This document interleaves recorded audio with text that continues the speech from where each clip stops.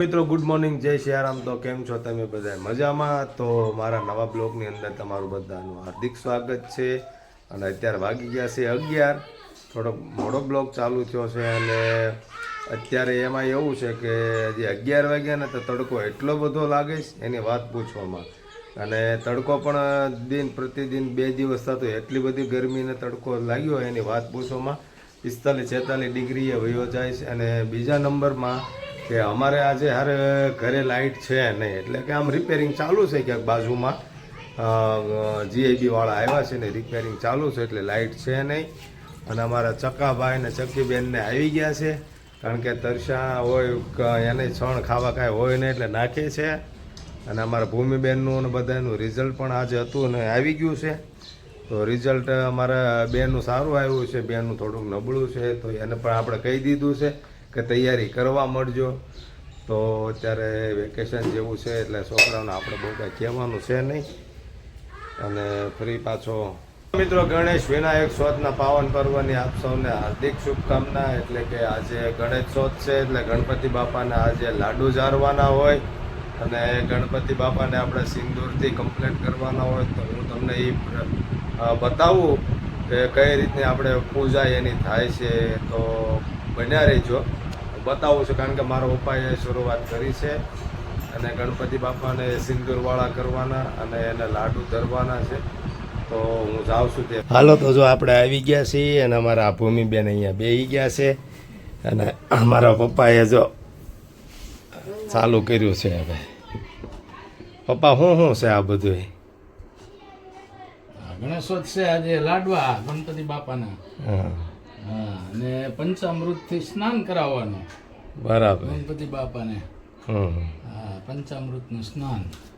જો આમાં દૂધ ને મધ ને સાકર ને બધું મિક્સ કર્યું છે અને પછી ગંગાજળ થી નવડાવવાના ગણપતિ દાદા નાના ગંગાજળમાં નવડા। બરાબર। અને ધૂપમાં શું હોય દીદી? લાડવા ને એમ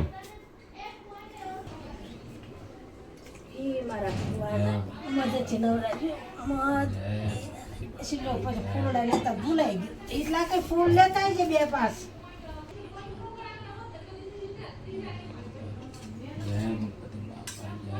ભાજપ તો ઢાળ્યું ને।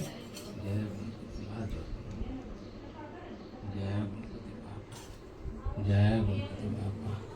विघ्नेश 10 रुपया लंबोदराय सकला सिद्धिता नागानुनाय सप्तमस्ता गौरी सुता कदम नमस्ते। जय गणपति बापा, जय गणपति बापा, गणपति बापा जय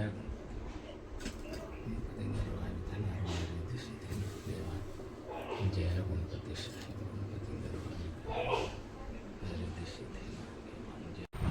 હાલો તો હવે આપણે ગણપતિ બાપાને પંચામૃતથી સ્નાન કરાવી અને ત્યારબાદ આપણે સિંદૂરથી લગાવી અને તેને આપણે મંદિરમાં સ્થાપન કર્યા છે। તો હું તમને બતાવું મિત્રો। તો હવે આપણે એને લાડુ ધરી અને ધૂપ દીવા કરશું। હાલો, કેમ છો બધાને? તો જય સિયારામ। તો અમારા બ્લોગમાં તમારા બધાનું સ્વાગત છે। આજનો બ્લોગ આપણે ચાલુ કરી દીધો છે અને આજે છે 38ની બધાને શુભકામનાઓ। કારણ કે આજે આપણે છે ગણપતિ દાદાને લાડુ ધરવાના અને સમય નહોતો મારે બનાવવાનો આજ, એટલે જનકને કહું તમે તાત્કાલિક કીધું લાડુ લઈ આવો। મેં કીધું તો આપણે જનક લાડવા લઈ આવ્યા છે। ગણપતિ બાપાને એના સ્થાપન આપણે બેહાડી દીધા છે, તો હવે ધૂપ દીવા કરવા છે અને લાડુ કરી દઈએ ગણપતિ દાદાને। આજે આપણે ગણપતિ દાદાને છે ને લાડુ ધર્યા છે। આ ચોથ છે, ગણેશ ચોથ, વૈશાખ મહિનાની, પણ અહીંયા જગ્યા રહેતી નથી, હાલ છે અહીંયા મેં કીધું કરી નહીં છે ને।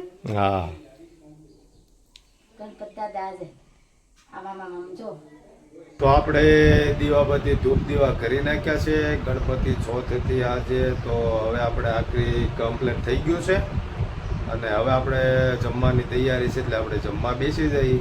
જમવામાં હું બનાવ્યું છે કાંઈ ખબર છે નહીં, પણ હવે આગળ બેસી પછી તમને બતાવું કે શું। તો હાલો જમવા આપણે આજ ચોથ છે તો ગણપતિ દાદાને લાડવા ધર્યા હતા, તો આપણે લાવ્યા છીએ લાડવા લાવ્યા છીએ ગુવાર બટેટાનું શાક કર્યું છે, રોટલી છે, વેફર છે અને આ દાદીને ઘરેથી લાડવા આવ્યા છે. દાદીએ ધર્યા હતા, મેં ધર્યા હતા. તો હાલો તમે બધા જમવા. આપણે ગણપત દાદાને જમાડી લીધા અને હવે આપણે જમી લઈએ. આ લાડવા વાળી છે. મમ્મી છે ને મને વાહામાં છે ને પાવડર નાખીને માલિશ કરે છે અને હવે એમાં શું છે એવું કે પાવડરનું ઢાંકણું ખુલી ગયું ને પાવડર બધો ડબ્બાનો હતો ને બધો વાહામાં પીડ્યો છે ને હવે ભેગું એનાથી થતું નથી. જો હું ઊભો થાવ તો પાવડર બધો ઢોળાઈ જાય. તો તમને હું બતાવું જો, કારણ કે મારે ઊભું થવા એમ છે નહીં એટલે તમને હરખું દેખાડી નહીં હરખું. હું આવી ગયો છું ભાઠીવાળી મેલડીએ મિત્રો. તો લોકેશન જોતાં તમને ખબર ન હોય એટલે હું ડાયરેક્ટ તમને કહી જ દઉં છું કે હું છું અત્યારે ભાઠીવાળી મેલડી, કે જે અમારે મેલડી બોલ બાપ હું તમને બતાવું એના દર્શન કરો, બહુ અદ્ભુત છે. અને સફેદ કબૂતર પણ અહીંયા છે ને એટલે મને થોડોક આનંદ થયો, કારણ કે હું નાનો હતો ને ત્યારે સફેદ કબૂતર તો મેં પાળ્યા હતા એટલે એને જોઉં ને એટલે મને જૂની યાદો બધી યાદ આવે, બચપન પણ યાદ આવી જાય. એટલે હું તમને બતાવી દઉં અને મને ફિલિંગ પણ આવે છે અને જૂનું યાદ આવે છે.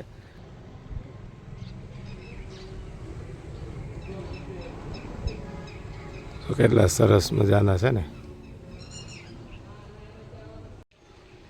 ભાઠીવાળી મેલડી. હો ઠંડુ પાણી છે, ફ્રીજ મૂકેલું છે, ઠંડુ પાણી ઉનાળામાં જોઈ. અને આ છે બધા તાવાના વાસણો કે જે આવે લોકો તાવા કરી શકે. અને આ છે જગ્યા, એકદમ સરસ મજાની જગ્યા છે. અને આ અમારા ભાઠીવાળા મેલડી છે. હું તમને માતાજીના દર્શન કરાવું છું. આ છે માતાજીનું ત્રિશૂળ.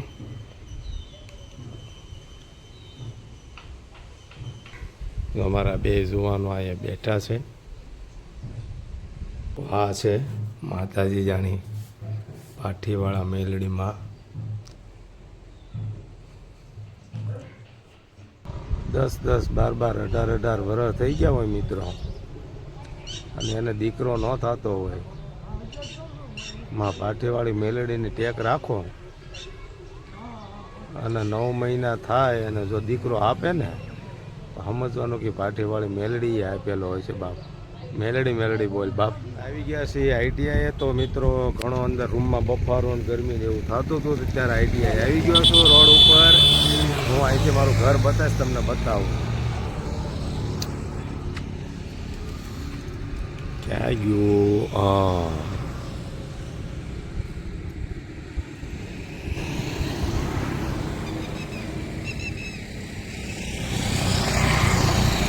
હા જા મારું ઘર.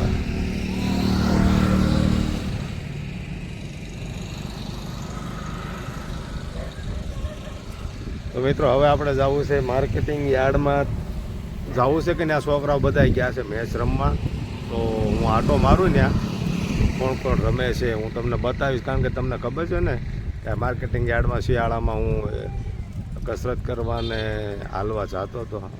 આપણે આવી ગયા છીએ પેટ્રોલ પંપે કે જે રાતે હું ભાઈબંધ દોસ્તારો મિત્રો સાથે અમે વારંવાર અહીંયા બેસવા આવતા હોઈએ. રાત્રે હાલીને પછી જો અહીંયા બેઠા હોય. આ અમારી જગ્યા છે બેસવાની. ને હવે જઈએ આપણે માર્કેટિંગ યાર્ડમાં, કારણ કે અત્યારે તડકો સામે આવે ને એટલે બતાતું નથી.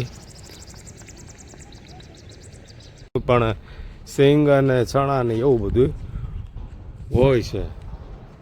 તો આ છે મારી જૂની જગ્યા. તો તમને આમ લોકેશન જોતા ખબર પડી જ ગઈ હોય, કારણ કે મારા આગળના બ્લોગ જોયા હોય ને એને ખબર જ હોય કે હું અત્યારે માર્કેટિંગ યાર્ડમાં આવી ગયો છું.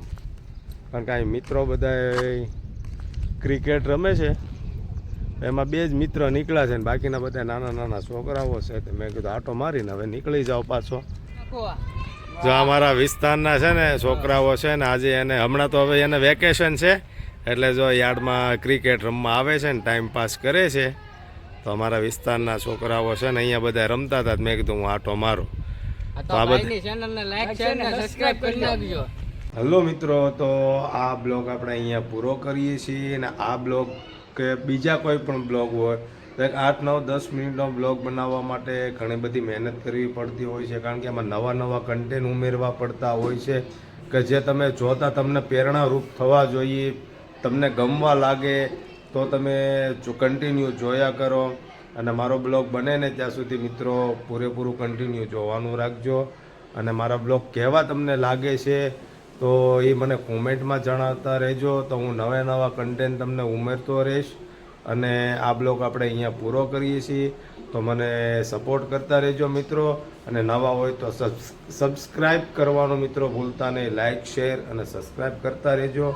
અને આ બ્લોગ આપણે અહીંયા પૂરો કરવો ત્યાં પહેલાં તમને કહેતો જાઉં કે બ્લોગમાં હવે પછીનો જે મારો બ્લોગ આવે છે ને એ ખૂબ સરસ મજાનો આવે છે. મારા ગામની અંદર શું છે આયોજન એ હું તમને બતાવીશ. હવે પછીનો જે બ્લોગ આવશે તેમાં હું બતાવીશ ને આ બ્લોગ આપણે અહીંયા પૂરો કરીએ. જય સિયારામ.